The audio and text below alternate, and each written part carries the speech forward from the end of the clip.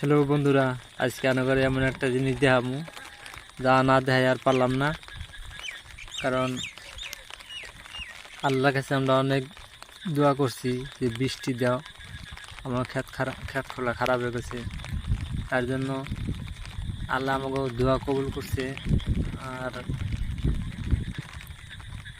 আমাকে পাথারে এক ফোঁটাও পানি আসাল না।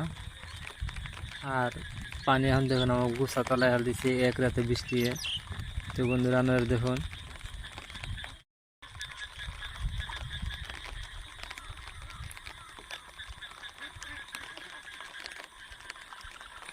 তো বন্ধুরা দেখতে পারলেন পানি কীরকম।